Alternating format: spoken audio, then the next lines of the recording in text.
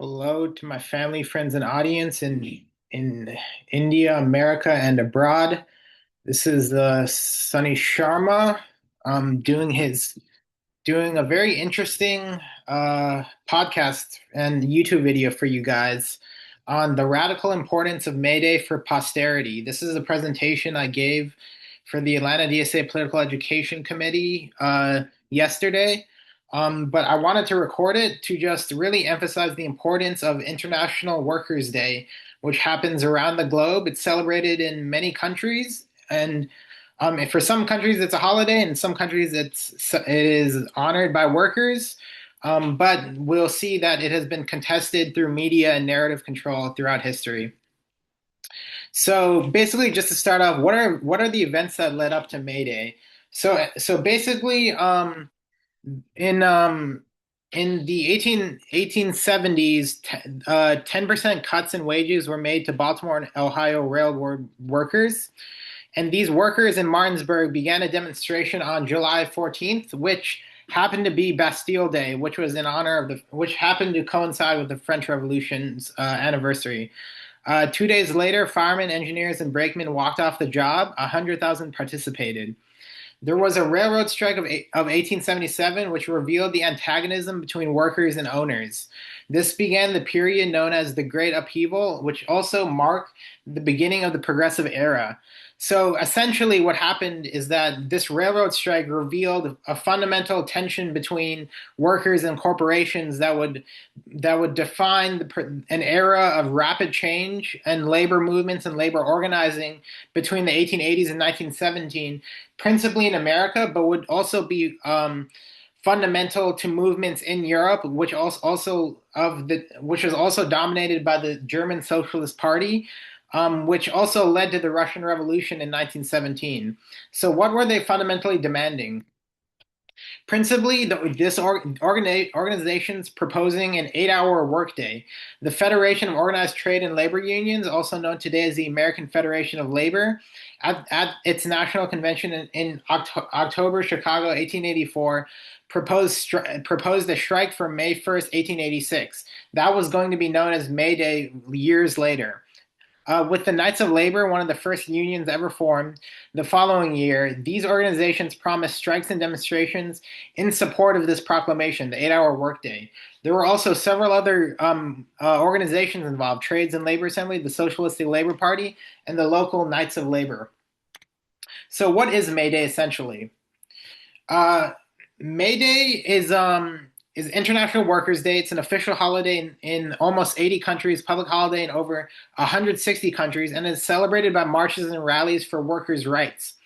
And it's much deeper than what we think. The 1886 Haymarket Affair in Chicago was in support of the 8-hour work movement. And over 300,000 workers nationwide went on strike. So 3 times the amount of workers went on strike than the initial railroad strike. But the movement was fighting for so much more. Essentially, workers were under very exploitive and oppressive conditions. They were working 10 to 16-hour days, which essentially meant you were working for 14 hours, you would go home, and then you would basically sleep, and you would come back and you would work. So people were working their entire lives.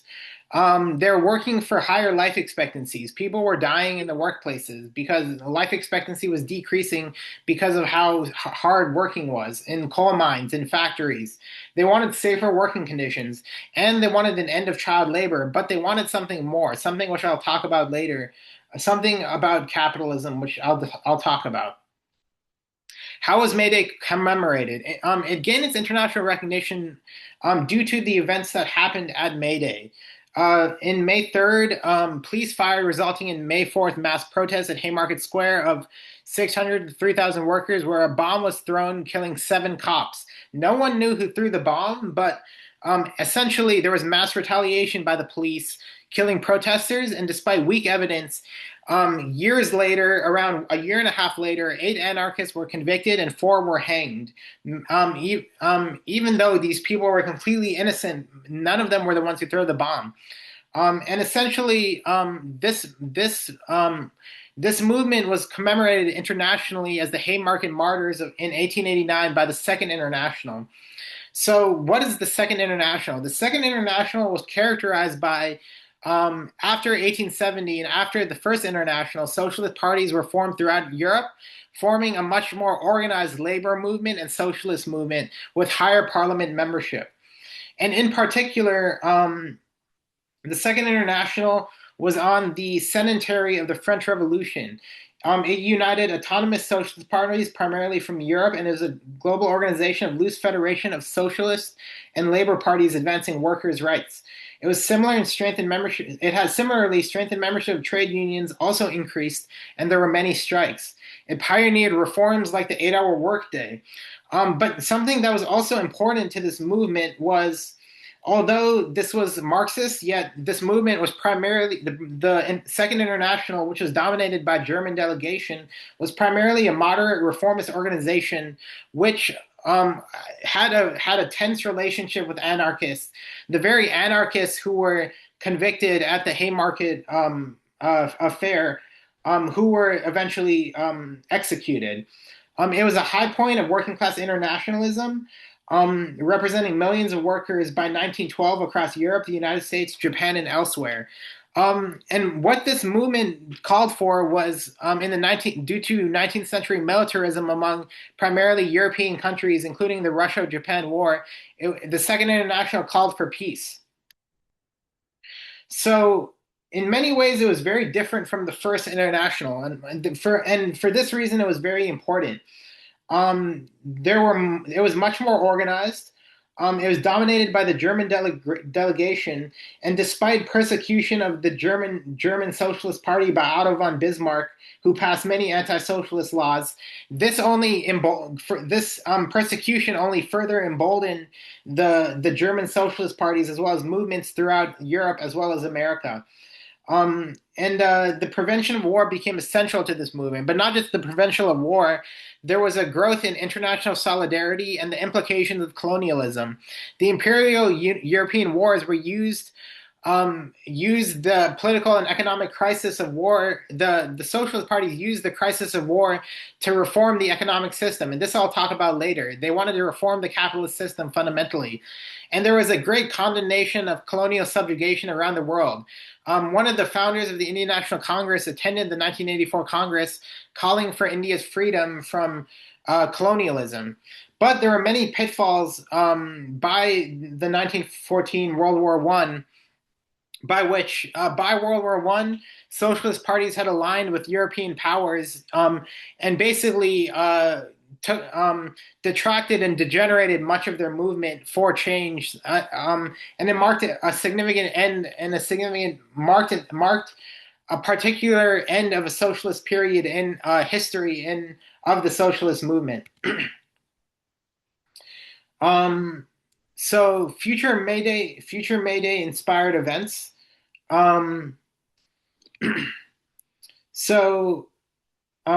May Day riots occurred in Cleveland during the first Red Scare following the Russian Revolution. There was the protested imprisonment of socialist leader Eugene Debs, who had a 10-year prison sentence. He was convicted for anti-war activism as a defender of free speech against a wartime government. So Debs supporters, including socialists and unionists, clashed with patriots and veterans, resulting in 2 deaths, many injuries, and over 800 or 100 arrests. This was a significant event in the early Red Scare, reflecting intense hostility towards socialists and anti-war activists in the post-World War I era. So essentially, the Cleveland riot was marked by Eugene Debs' leadership, in which Eugene Debs was protesting his free speech rights against a government which was in support of war. But also, there was also the anti-Vietnam War demonstrators in Washington, D.C., which aimed to disrupt the government. And this led to future rallies for immigrant rights, fighting against precarious employment, and resisting union busting. So this led to an expansion of our imagination of what really protesting entailed. And there were many other events like this that occurred. So essentially, I just want to briefly say why socialism was so attractive, especially during the Haymarket Affair and First and Second International in Europe. It was a new ideology. Working conditions were very bad, as you'll see in the literature that was written in the early 20th century. Capitalism was seen to benefit bosses trading people's lives and labor for profit, and socialism envisioned public ownership of commodities. So people wanted to have had power to dictate their economic circumstances as workers. And this why socialism was so attractive was seen in this literature. The Jungle by Upton Sinclair and The Iron Heel by Jack London. So Upton Sinclair basically looked at the exploitation of labor, advocating for socialism, basically because jobs were very dangerous and there were low wages and disease. So essentially, people's life expectancy was decreasing so much in factories, and even people were dying from accidents in factories and in the workplace. They were willing to work all the time, and when people did their best, ought they not to be able to keep alive? Jack London talked also about these conditions, also advocating for socialism, but he also talked about the suppression of revolutionaries, the suppression of not just socialists, but also of anarchists, and also of people who wanted to fundamentally change the capitalist system. And he foreshadowed a future like 1984 and like Aldous Huxley's The Brave New World, by which there would be a growth in fascism, a secret police, a targeting of domestic terrorism, and a consolidation of government power. As we see, there was a significant movement form that in which corporations were getting bigger and bigger. That's one of the reasons why many presidents who are progressive, such as Teddy Roosevelt, implemented antitrust laws to break up these corporations. And in many ways, we'll see why future leaders like Eugene Debs wanted to step away from corporations. And that was a position he evolved with later in the future. So why was socialism effective? It's similar to why it was attractive. It promised a better world. It promised a way out of poverty for many people in America and around the world. It offered a thesis to improve material conditions, and it sought a democratization of the workplace. People could finally make decisions for themselves for how they wanted to work, have leisure, and to rest. So the coalition of socialists and anarchists in the 19th century cause and effect. So essentially, big business protected the wealthy and created massive bureaucratic red tape in politics. And this led to many socialists and even many socialists turning into anarchists, and a coalition forming between anarchists and socialists to form a more combined radical labor union movement to fight together against the capitalist system. And as you see in the picture on the side, people were fighting for many different rights. And these rights in many ways foretold future legislative victories.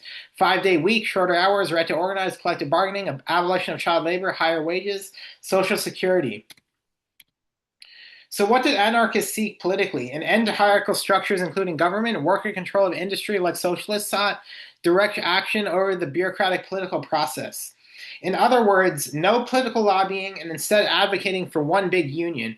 And this idea, one big union, was a radical idea. It was an idea that we need to unite, despite our differences, to fight against a system which was growing more insidious as the years went by. Corporations were becoming bigger and bigger, and we needed a way to fight for workers' rights against these corporate hegemony.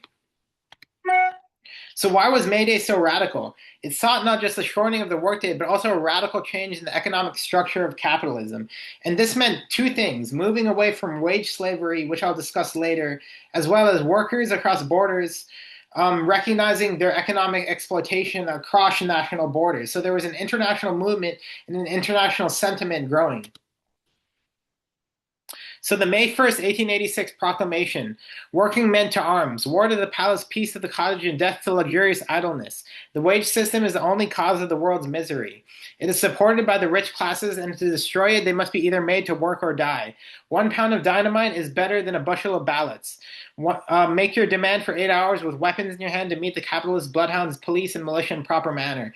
So this is one proclamation that was very prominent during the time period. It was not the only proclamation, but with this sense you get out of this proclamation is that many of the workers expected that there would be a clash between workers and essentially the corporate legal enforcers. So people knew there was going to be a clash to decide to definitively make a statement for whether workers' rights would improve, and whether this would be put into legislation by leaders and elected representatives. So I said this before: 300,000 workers in 13,000 businesses across America walked off their job in the first May Day celebration, and this really made Chicago a radical center, just like it has always been a radical center for labor movements. And what they sought was 8-hour labor, 8-hour recreation, and 8-hour rest. This is a very prominent phrase said during the 1800s, and it's hard really to trace really when this phrase was really first said, but it became a standard slogan for a revolutionary new movement to provide leisure and rest for people working in very precarious situations. So any talk of May Day has to talk about Eugene Debs, even though Eugene Debs wasn't initially involved in the Haymarket affair. But Eugene Debs sought industrial unionism, wage slavery, and international solidarity. And the red background I used, the blood red banner of the revolution, was to denote the violence that would happen during the 1877 railroad strike and other movements, and that happened at the Haymarket affair. And also was wage slavery and international solidarity. Blood Red Banner also denoted revolution for international solidarity, while wage slavery in a 1919 May Day speech and 1923 article in this Black Socialist magazine, Eugene Debs talked about the unjust imprisonment of prisoners, especially black people, as wage slavery. So Eugene Debs shifted and transformed his position. Following the 1894 Pullman strike, he moved towards radical socialism, championing the Haymarket martyrs, who I will discuss what happened to them. Revolution was to him. He had many very great quotes, which he provided the rhetoric for future leaders. His rhetoric for the dignity and manhood of labor was very reminiscent and resonated with many people in the future. Revolution was a heroic word that causes tyrants to tremble with rage and terror. So revolution was a threatening word to the establishment, and it also brought people together to fight for better rights. May Day was a day to close up their ranks, to stand erect, shoulder to shoulder, to feel the throb of proletarian solidarity. So he wanted to unite the proletariat in their fight for better rights as he became a stronger socialist, because Eugene Debs was not always a socialist. So this is referring also to the Black Socialist magazine.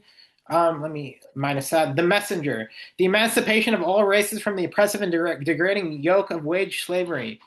And Eugene Debs criticized black moderate leaders like Booker T. Washington because he understood that through his involvement politically as a presidential candidate 5 times through the socialist ticket, that black people needed not just economic advancement but political equality and social integration to tackle race-based discrimination.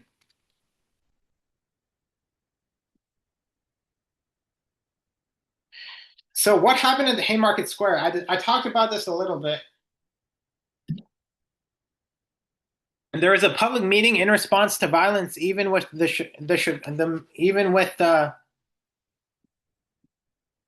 even with the mayor of Chicago present.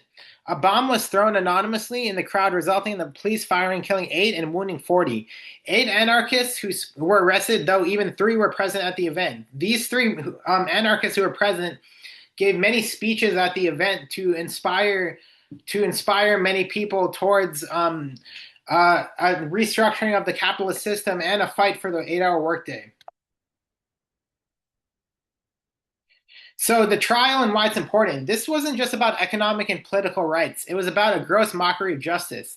The jury was composed of business leaders, similar to the packing of juries in the future, especially against minority people, because without the right to vote, people cannot sit on a jury. And essentially, this was just like cases against Black Panther Party members in the future in the 60s and the Chicago 7 who were accused of crossing state lines and inciting violence during the 1968 Democratic National Convention. It was a political trial not based on factual evidence.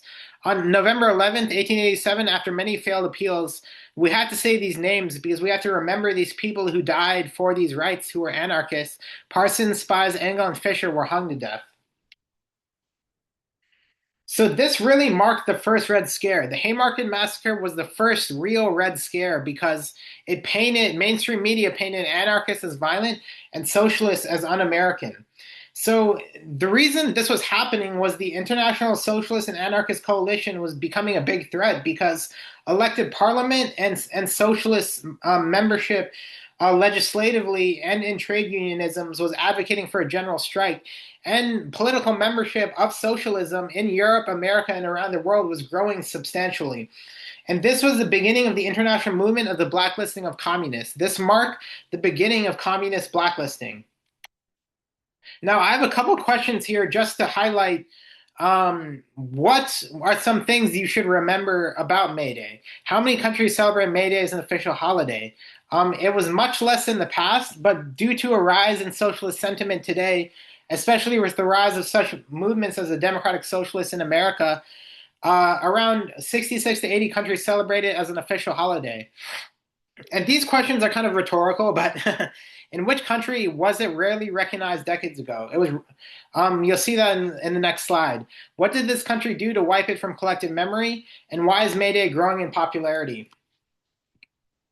So, as I said, 80 countries celebrated. America tried to wipe it from memory. And what America did was a part of its narrative control and its media control. In the 20th century, the U.S. established Law and Order Day on May 1st to work in juxtaposition, to work in contrast to the May Day International Workers' Day. They wanted to wipe it away because they knew how revolutionary that movement was. And also, why is May Day growing in popularity? It's growing in popularity due to rise in authoritarianism and conservatism in our not just internationally, but also at home, especially in our justice system. In our courts, there's a high conservatism. We've already seen a couple days ago the striking down of the 1965 voting rights legislation, which made it so that it's more difficult to draw boundaries in consideration of black representation. And we see in all our branches of government a rise in conservatism, and also a widening of the extremities politically. And so we see that there is a growth in a democratic socialist movement as well as socialism in America and around the world. So as I said, parallels between today, steelworkers struggling for justice, as I said, the Black Panthers who fought for freedom in jail, and Chicago 7 in the 1960s. That's the picture of the Chicago 7. After they were their charges were dropped. And we must understand we can still mobilize like we do today, but we have to, like the past, we must truly organize for rights. We must have tangible legislative goals. What can we learn from May Day? We must have tangible political demands to back up our protesting and our rights. It cannot just be performative. There must be a public policy message behind all organized protest. Even if we do not share the same ideology, we must unite under common principles. We must give people a constructive outlet to vent social frustration in support of real economic transformation. So essentially, what that means, we must fight against income inequality, which means billionaires, fight against tyranny of the government, oppression by the government apparatus, the state apparatus, and even fight against a loss of meaning, hope, and purpose. People must have a means to vent their frustration so that there is not a loss of meaning, hope, and purpose, which is fundamental, which is a more danger to us than anything else. It's more existential that we lose meaning of why we are fighting for these rights than the rights themselves. And we must also understand, can we form one big union? So what legislative precedents did May Day organize in the future? So these two legislations passed during the New Deal were very groundbreaking. The National Labor Relations Act of 1935, enforced by the NLRB, National Labor Relations Board, prohibits unfair labor practices by employers and unions. It guarantees private sector employees the right to organize, form unions, collectively bargain, and engage in protected concerted activities without fear of retaliation.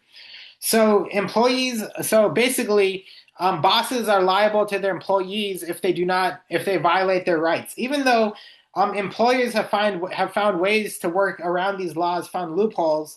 Essentially, put on paper, you cannot violate your employees' rights, and you cannot interfere with, restrain, or coerce employees exercising these rights, such as firing workers for union activity or threatening to close shop. Unfortunately, future legislation after the New Deal and after FDR died, 1947 Taft-Hartley Act amended these prohibition. They prohibited certain union actions and allow right to work laws. So they provided some restrictions on the NLRA. There also was the Fair Labor Standards Act, which of 1938 was exactly what they were fighting for during the Haymarket Affair and International Workers' Day on May 1st for posterity. The federal minimum wage mandated overtime pay and effectively restricted child labor, establishing the 8-hour workday and 40-hour work week. So essentially, employers must maintain specific employee records, including hours worked and wages earned, restricts the employment of minors to ensure safety and prevent interference with education. That will be talked about further, how public education was encouraged.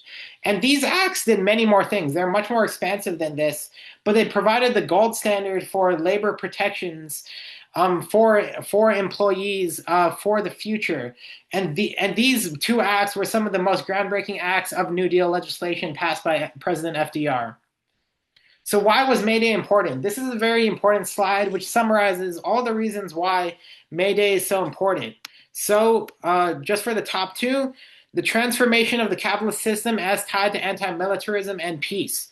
So basically, militarism was tied specifically to capitalism because military production is tied to the two corporations who benefit from this military production economically.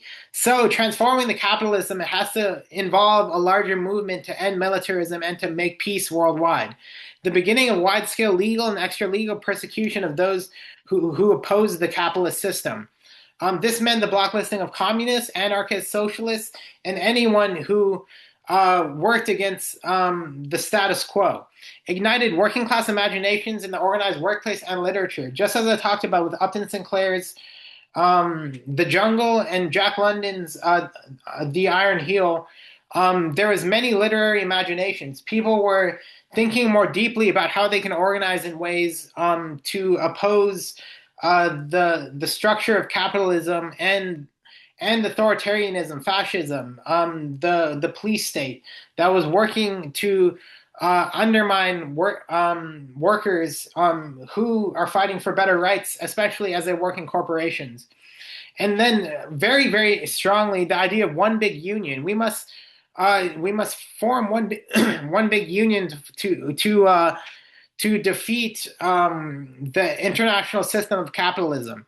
And this marked the beginning of the progressive era, 1880s to 1917, which was one of the most radical eras of revolutionary movements in history, of socialists, of anarchists. And it marked a significant end of the period of socialism and marked a whole new beginning period of whole new legislative victories, including what happened after the Russian Revolution, which was a growth in socialist movements around the world, as well as a backlash towards socialist movements. A broadening of the idea of economic exploitation across national boundaries. This is tied to colonialism as well, and which I'll talk about later. Highlight the depravity of political trials in a justice system without evidence. It wasn't just about the economic and political system. It also was about the judicial system and the legal system. How the legal system functions against workers and functions against political prisoners in America and around the world. And we must reform the legal system if we are to reform the political and economic system. They're all interrelated. It also highlighted, very importantly, narrative control and contest. America tried to erase this May Day International Workers' Day from memory because they knew how revolutionary the movement was and how important it was, because it may have not been, it was important at the time, but for posterity, many people recognized just how important it was, including leaders like Eugene Debs and many leaders around the world. And as I said, like broadening the idea of economic exploitation across national boundaries was the criticizing of settler colonialism, 20th century anti-colonial and non-alignment. The non-alignment movement was the movement preceding World War II by which non-aligned nations like Egypt, India, Africa, South America aligned with each other against the Soviet Union and America because they did not want to be exploited by these powers, by the capitalist and socialist battle. They wanted a system, something that Dr. King articulated. We wanted the individual liberty and agency of capitalism combined with the inclusivity and broadening of inclusive socialism. So we wanted the best of both of those worlds, which we still are trying to find a balance towards. And also the Haymarket affair revealed the insidious nature of corporations. Eugene Debs specifically said, "I no longer wanted to cooperate with corporations after the Haymarket affair because he recognized how bad corporations were in how much they were hurting the average day worker."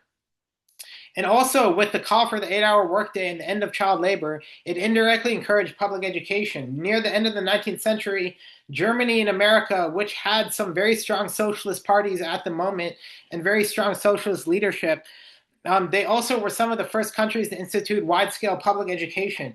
And even though public education in many states across America, especially the South, is suffering tremendously, we must remember at its inception that its idea was to spread public education for all children so that they didn't have to be victims to a system which forced them to work at a very young age. So the Haymarket Monument in Chicago, these are the words of spies that was executed as a consequence of the affair. He's one of the anarchists executed. These are his immortal words at the Haymarket Monument in Chicago. The day will come when our here, let me say it. The day will come when our silence will be more powerful than the voices you are throttling today. Um, so, what did spies mean by this? So spies understood that eventually there will come a time when we will recognize that the victories we have gained and sacrificed for shall never be forgotten. The victories for the 8-hour workday, for the end of child labor, for safer working conditions, for higher life expectancy, for higher standards of living, for collective bargaining, for unionizing rights, for for for justifying liability by law of corporations so that they cannot coerce or restrain workers or fire them for no reason. So these were all fought for by workers' movements in the past, and they should be remembered in the future. So this is my last slide. The industrial workers of the world (IWW) based in Chicago say it best. Truly, history has a lot to teach us about the roots of our radicalism. When we remember that people were shot so that we could have the 8-hour day, if we acknowledge that homes with families in them were burned in the ground so we could have Saturday as part of the weekend, when we recall 8-year-old victims of industrial accidents who marched in the streets protesting working conditions and child labor only to be beaten down by the police and company thugs, we understand that our current conditions cannot be taken for granted. People fought for the rights and dignities we enjoy today, and there's still a lot more to fight for. The sacrifices of so many people cannot be forgotten, or we'll end up fighting for those same gains all over again. This is why we celebrate May Day. So May Day cemented in the popular imagination and politically and legislatively and economically that fundamentally um, the rights fought for back then are still things we're fighting for today. We're still fighting for a more just society, a more fair and equal society, and if we forget the sacrifices of past generation, if we forget studying history and political precedent, such as judicial precedent, if we forget the historical outcomes that occurred, then we'll forget that past generations were fighting for the same things we were fighting for, even though their conditions were much worse and they had much less tools to fight for, and much less tools to utilize in fighting for their rights. So we cannot forget that we have much more tools to utilize. We have much more education and organized power, and we must utilize that organized power to fight for rights and for tangible political demands. And we must make tangible political demands in every generation if we are to achieve our true community and true beloved community for posterity. So here are my citations: the brief origins of May Day, the IWW website based in Chicago, the Second International and Cry Against War, and Eugene Debs' May Address to Black Workers. I encourage you to go to all these websites. They're relatively short, and they describe briefly why May Day is important, how important the Second International was, and why Eugene Debs was such a critical leader to articulating the rhetoric of this time period, as well as inspiring the legislation of the New Deal and future legislative victories, including establishing rights for Black workers and Black people and all people in American society and the world. So I thank you for listening to my presentation.